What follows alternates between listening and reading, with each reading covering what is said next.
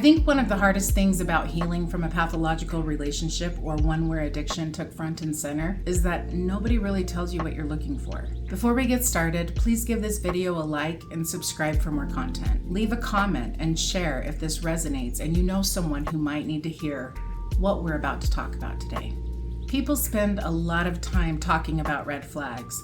We talk about narcissism, trauma bonds, addiction, codependency, attachment wounds, manipulation. We Google our symptoms or their symptoms so we can validate our experience and grasp some kind of understanding of what the hell just happened to us. Understanding matters, yes, but eventually people reach this strange place where they're no longer asking, how do I avoid unhealthy relationships? And instead they're asking, what does healthy love actually look like? And honestly, that question can be surprisingly difficult to answer because many people can tell you exactly what hurt feels like. They can tell you what walking on eggshells feels like. They know what anxiety feels like. They know what inconsistency feels like. They know what it feels like to wonder which version of someone is coming home tonight. They know what it feels like to overthink a text message.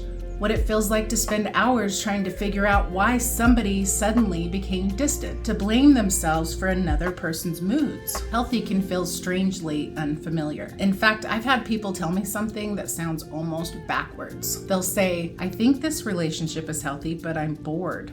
Or they'll say, my partner is kind and consistent, but I don't feel that spark I used to feel. Or nothing bad is happening, but I keep waiting for something to go wrong. And I think that's the experience that confuses a lot of people because they assume that something must be missing. Maybe there isn't enough chemistry or passion. Maybe they just haven't found the right person. But I don't think that's always what's happening. I think sometimes people are experiencing the difference between peace and intensity. And if you've spent years in addicted relationships, emotionally abusive relationships, or chaotic family systems, those two things feel very, very different because chaos is what creates intensity. Uncertainty creates hypervigilance.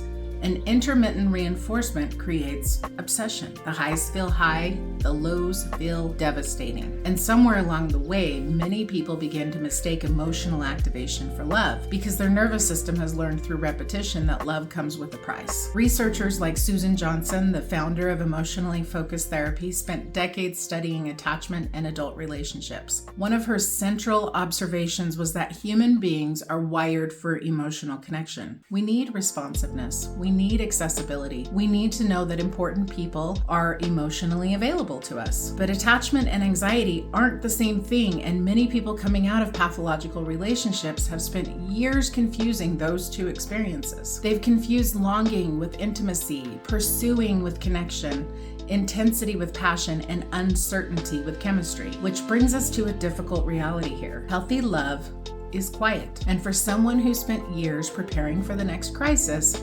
quiet can be very unsettling because peace leaves space. Space to think, space to feel, space to notice your own needs, space to notice your grief, to notice loneliness, and space to notice yourself. And believe it or not, that can be extremely uncomfortable. I've heard people say that they trusted their addicted partner more than they trusted someone stable. Not because the addicted partner was safer, but because chaos was familiar. They knew how to survive chaos. They didn't yet know how to receive consistency. And that's something I think we don't talk about enough. Receiving healthy love can feel vulnerable because healthy love asks different things of us than a relationship riddled with chaos. It asks us to stop monitoring, to stop chasing, earning, proving, and managing another person's emotions. Healthy love won't even tolerate that from us. And maybe that's one of the strangest parts of healing. You spend years trying to convince yourself that you deserve better, and then when better arrives, part of you doesn't know what to do with it. Because healthy love isn't just about finding a different person, it's also about learning how to tolerate a different experience. And that experience may feel far less dramatic than the one you just came from.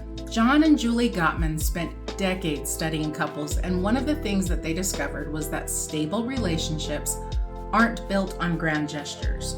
They're built on ordinary small moments, responding to bids for connection, repairing after conflict, turning toward one another, sharing everyday life. That doesn't sound very exciting, does it? But maybe that's because we've been sold the idea that love should feel like fireworks all the time. But maybe healthy love isn't fireworks. Maybe it's trust. Maybe it's knowing someone means what they say. Maybe it's feeling safe enough to tell the truth. Maybe it's being allowed to have needs. Maybe it's knowing that conflict won't destroy the relationship. And maybe it's knowing you don't have to perform to be loved. And maybe that's why healthy love can feel so foreign after addiction and pathological relationships, because you're no longer asking yourself, how do I keep this person? You're slowly learning what it feels like to be with someone who isn't asking you to disappear. And I think that question leads to another one that people rarely ask. What does healthy love actually feel like? Not intellectually or what's posted on social media or what the relationship books tell us. What does it actually feel like in your body? Because most people know what anxiety feels like. They know what it feels like to replay conversations, monitor another person's moods, and what it's like to spend hours trying to figure out what someone really meant. They know what it feels like to be consumed by someone, but peace is harder to recognize. I had a friend describe her relationship to me once by saying, I don't understand why I feel restless. He's kind, he's dependable, he's thoughtful.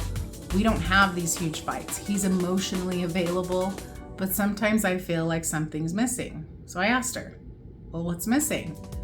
And after thinking about it for a minute, she said, the chaos. She didn't want chaos, and she certainly didn't enjoy the suffering it brought, but the chaos had become familiar to her. There was always something to solve, something to fix, something to anticipate, to chase, to recover from. And now, there wasn't. And strangely enough, peace felt uncomfortable to her. I think that's one of the most misunderstood parts of healing.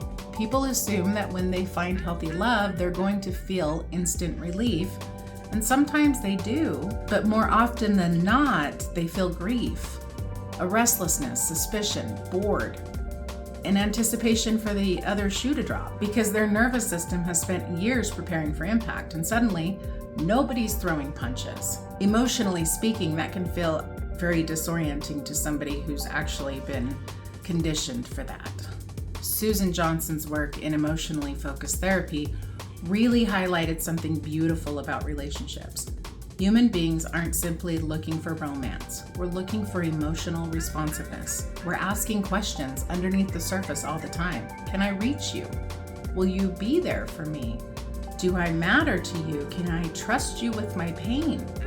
Healthy love answers those questions consistently.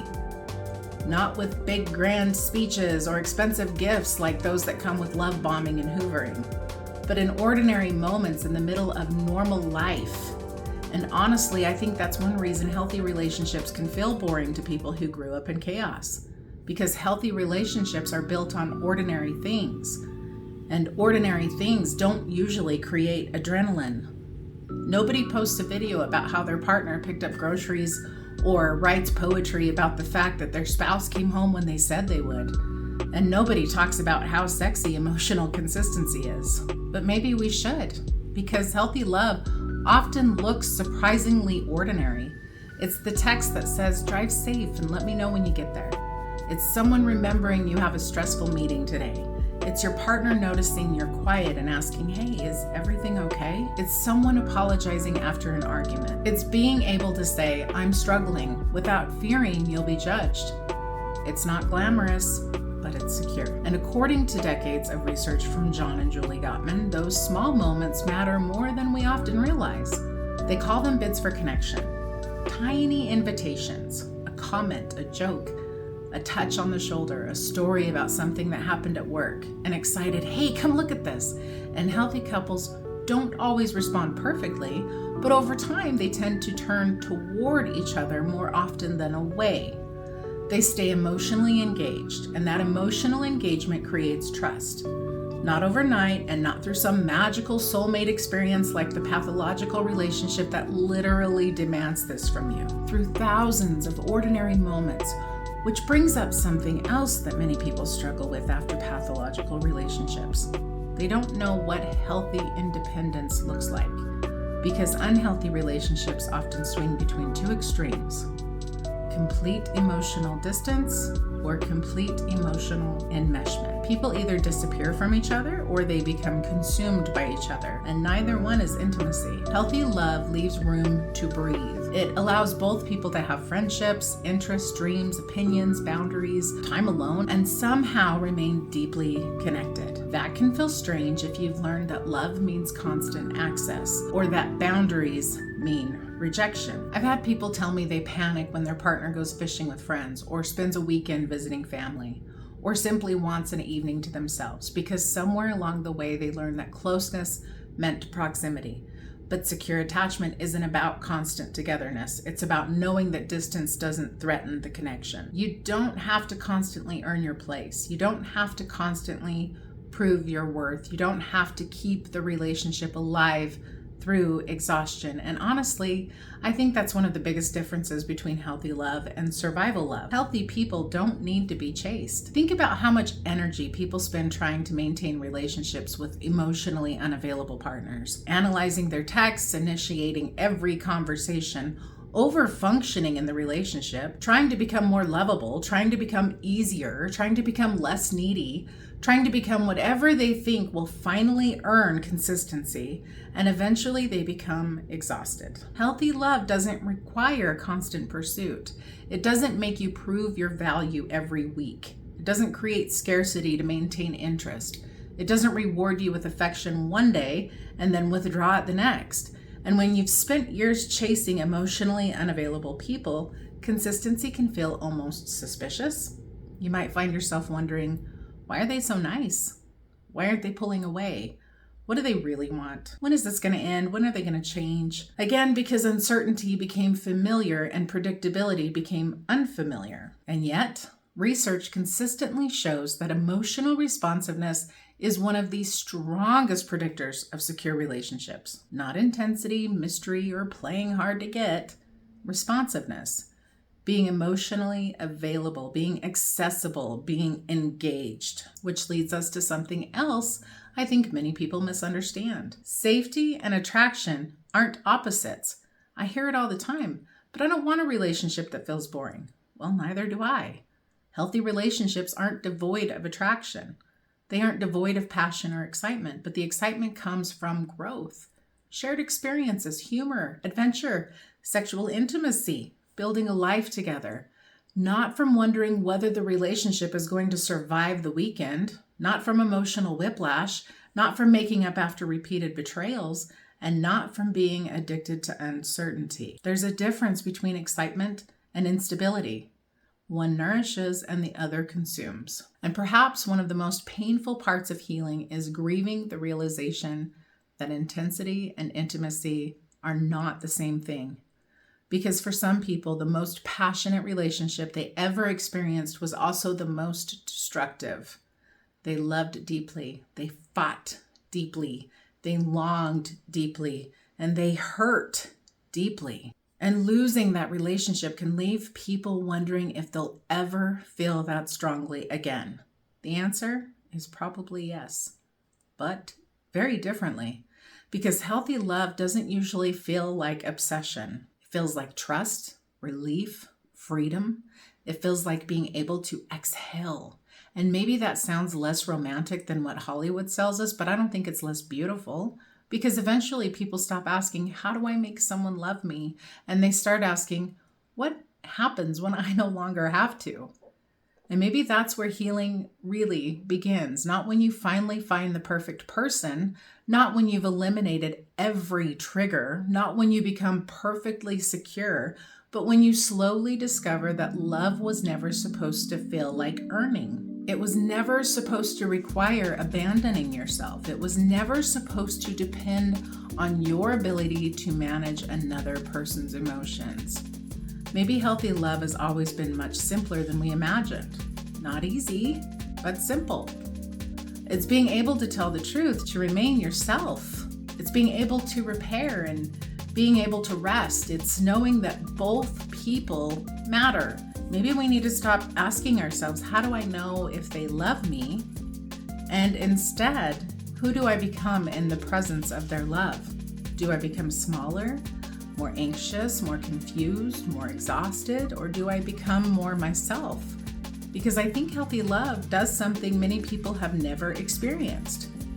It doesn't ask you to disappear, it gives you room to exist. And for people recovering from addiction and pathological relationships, that experience can feel really unfamiliar. But unfamiliar doesn't mean wrong. Sometimes unfamiliar is exactly what healing feels like. Thanks for coming. Always glad you're here.